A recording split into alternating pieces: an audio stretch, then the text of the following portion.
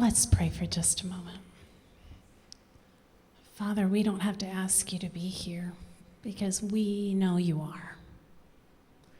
But today, during these moments, I ask that you help our thoughts be clear enough to hear you, and then in the process, to be able to hear and see each other. Thank you for the promise that this earth is not our home, and that you are here to help us so that we can walk each other home. I pray all this in your name. Amen. All right, so the video you just got to see was a video that our team got to partner with the NAD to make, and we're going to talk through a little bit of what you just saw and how does that apply to us. So I don't want to give you kind of the typical trauma training that we do because you guys have lots of social media, you guys have lots of resources, so I'm not even going to get into like what the definition of trauma is.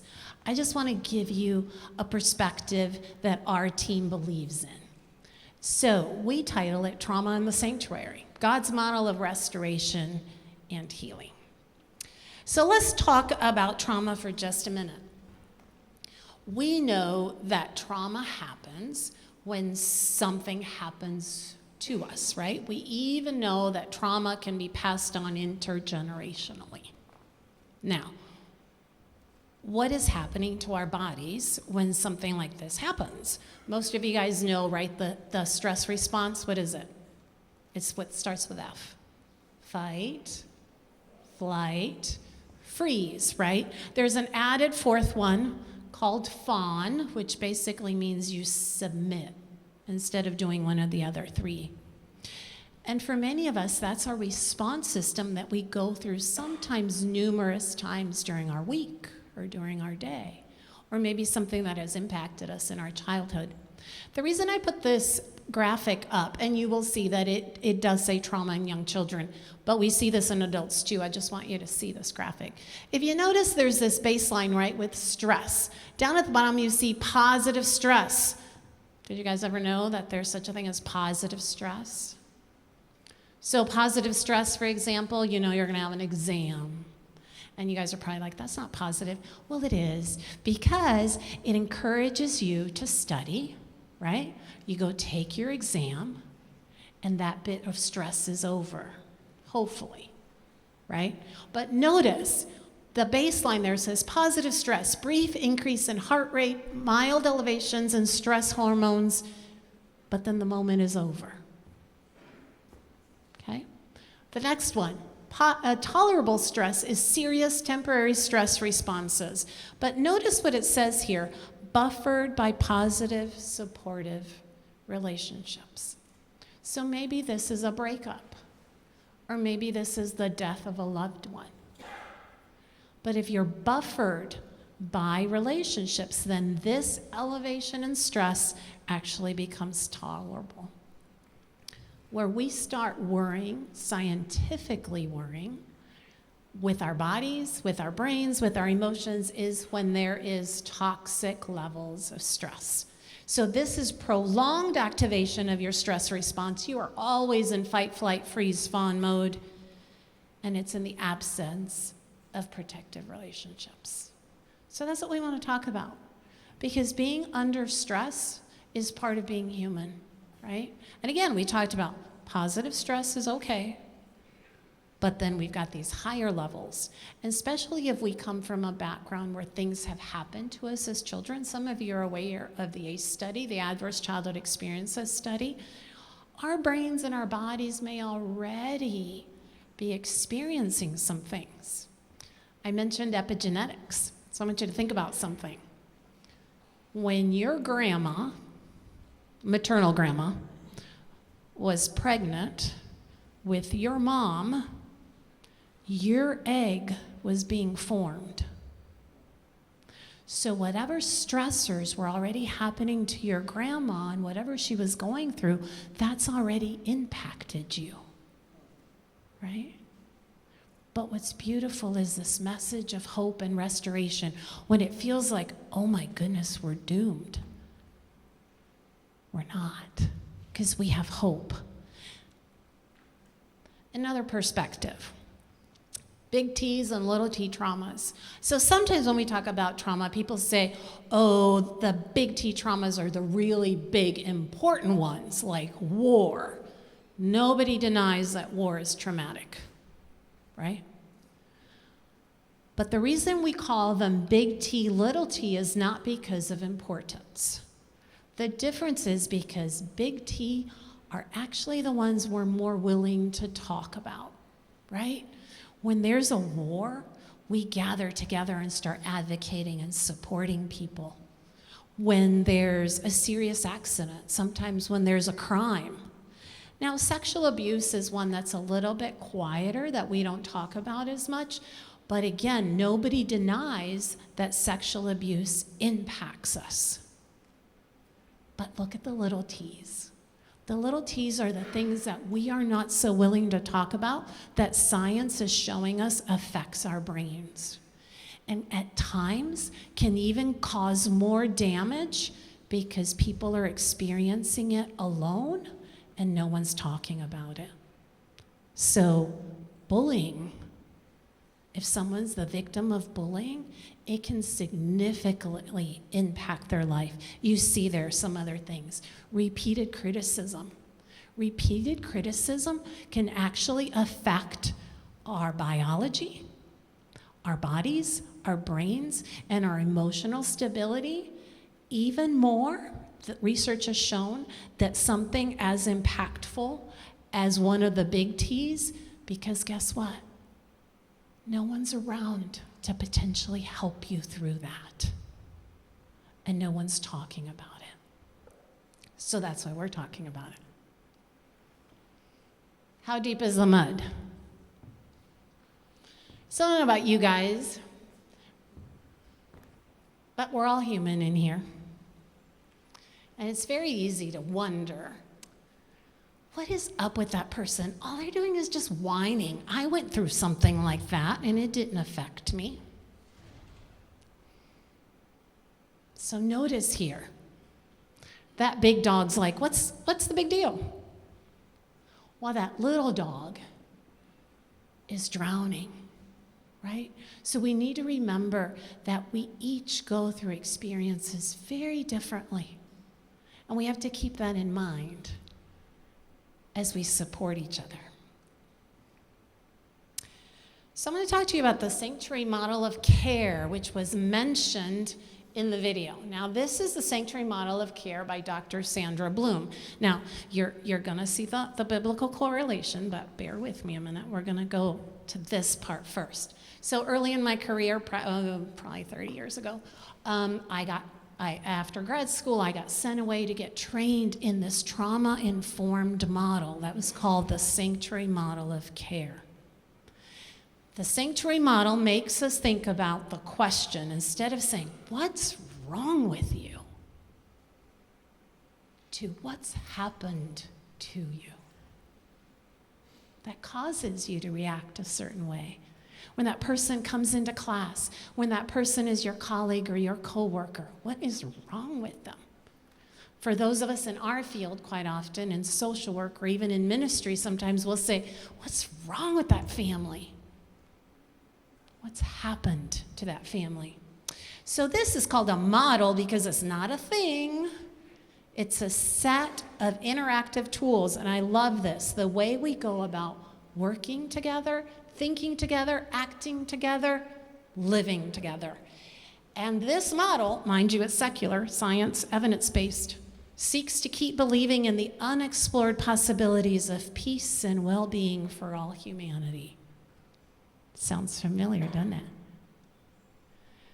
The sanctuary model of care promotes safety and recovery from adversity through the active creation of a trauma-informed community, recognizing that trauma is pervasive in human beings. We know trauma is pervasive. It's everywhere. And you see these little boxes here. I'm giving you like the huge condensed version of this model. Members of Sanctuary listen deeply and know they are heard by others. We identify the experience of trauma along a wide continuum, right? We look at both discrete events, ongoing events, cumulative, perhaps intangible experiences like racism and poverty that cause trauma. Trauma theory suggests that many of the behavioral symptoms we see in individuals are a direct result of coping with adverse experiences. So again, when we're saying, what's wrong with that person? It's their coping. And the sanctuary model's focus is not only on the people who seek services, but equally on the people in the systems who provide these services. That means it's for everybody. It's not for the people out there. It's for all of us. So here I am. I go and I'm getting trained in this. And that word sanctuary keeps ringing in my head. Because as a Seventh-day Adventist, right? When we think about the sanctuary, what do we think about? The Israelites. So let's talk about those Israelites. Were the Israelites traumatized? How do you know? I heard a yes. What happened to them? What happened to them? Speak up. It's like class. What happened to them? Slavery. What else?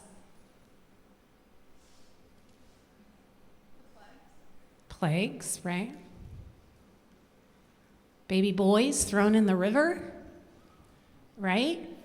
So now you start thinking 400 years of slavery, even though those years of slavery, what must have happened? What were their conditions like, right? Lots and lots of trauma.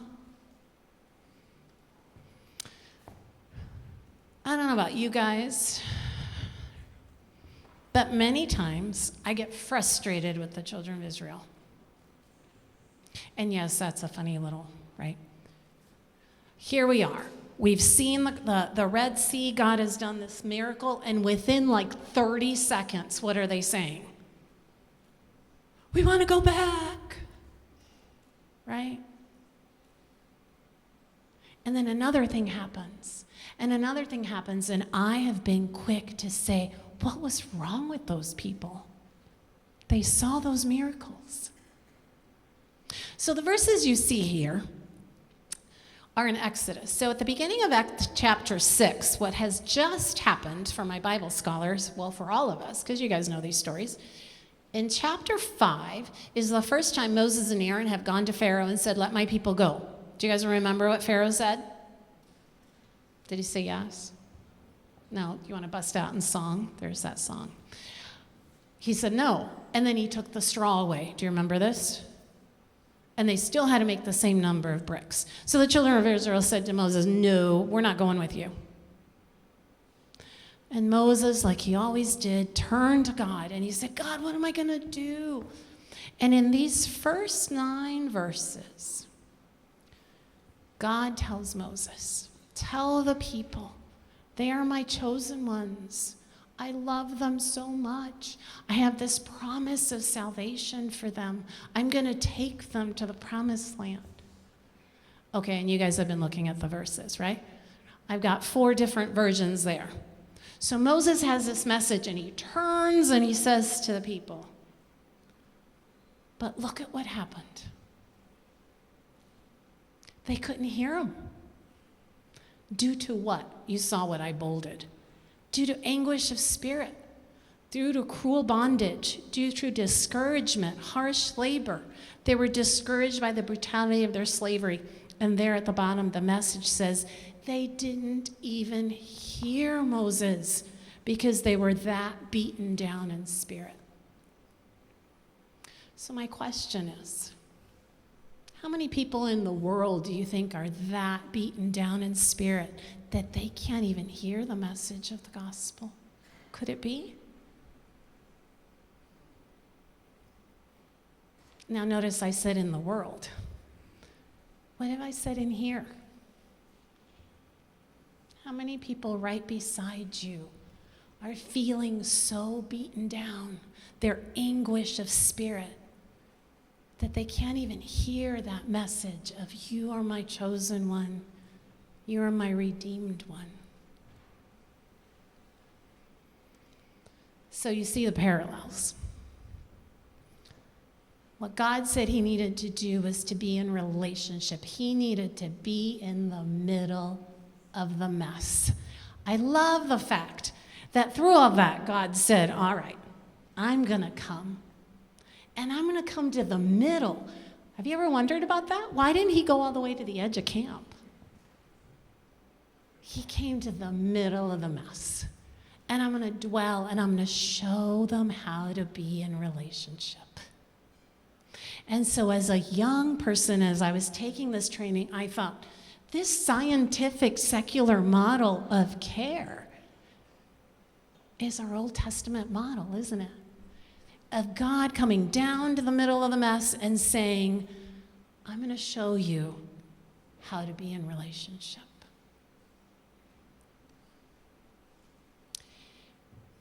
And then, in the New Testament, after he himself comes down, right, and gives his life, what does he tell us? Create in me, right, that each of us can be a sanctuary for each other. Because that's the message from the Old Testament to the New Testament. Now, many of you know that there's a mental health crisis in our country, in our world. And we're in the middle of it.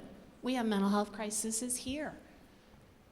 Even though we have faith, because sometimes that anguish of spirit comes out. So I want to show you this quote. This is by Bessel van der Kolk, and I apologize, you can't see it real clear up there. Bessel van der Kolk is one of the, really pretty much the world's leading traumatologists. And as a secular scientist, what he says is, being able to feel safe with other people is probably the single most important aspect of mental health.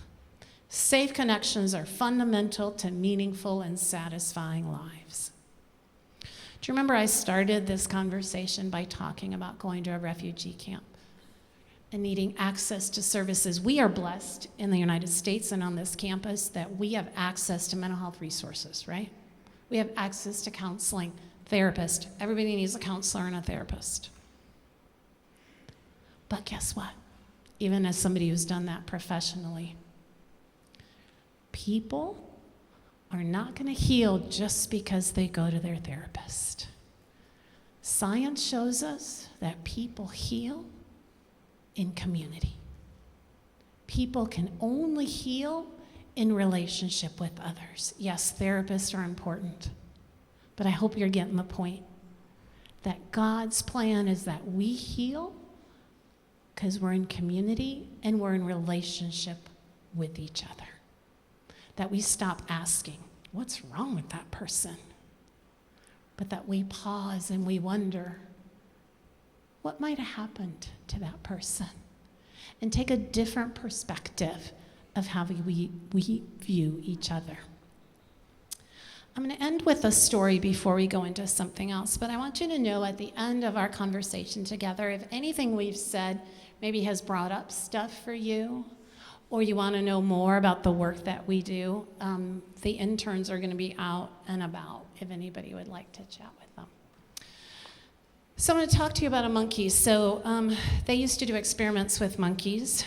They're trying not to anymore, but those of you that love monkeys, I'm sorry, during this experiment they were doing experiments with monkeys. And they took a monkey and they were trying to study the impact of trauma on the body. And as you know, the stress response, the stress hormone is cortisol. Cortisol isn't a bad thing. Many times we compare cortisol to rain, right? Rain is a good thing. We need rain. Too much rain causes flooding, then it becomes a bad thing, right? So they took this monkey and they said, we're going to put this monkey in a cage and we're going to traumatize this monkey. We're going to do everything possible to raise this monkey's cortisol levels. So they rattled the cage and did all kinds of things to scare this poor monkey. And then they tested the monkey's cortisol levels. And as you can expect, they were super high. So then they said, let's do it again. Let's duplicate the experiment. This time they took a different monkey, so not same monkey, and they said, we're going to try something different this time. This time they put two monkeys together in the cage. And they did all that stress again. What's your bet as to the cortisol levels? Do you think they were the same? Do you think they were lower? Do you think they went up? Down? From the first experiment. I'm seeing down and up. What do you think? They were decreased by 50%. Simply because that monkey did not have to go through that alone. Now, many times people say to me, Ingrid, but you're a counselor, like, you know what to say. Those monkeys weren't talking.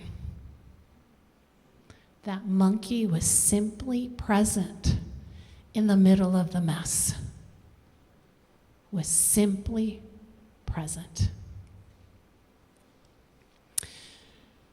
I'm getting ready to show you a video. I'm going to give you a warning that there are snakes in this video. So if you're scared of snakes, this is your warning. But I want you to watch this video as we wrap up. What you're going to do during this video, I'm going to encourage you to cheer for the baby's lizard, you guys. Cheer for the baby lizard. Play. It got safely to Mama. You guys, I know I encouraged you, but you realize we just cheered about a lizard? Are we cheering each other? Are we cheering each other home? Right? Can we do the same thing? Grayson's going to sing a song to us. And the words that I want you to think about is, brother, sorry girls, but let me be your shelter, never leave you all alone. I can be the one you can call when you're low. Let me be your fortress when the night winds are driving on. Be the one to light the way and bring you home. Let's walk each other home.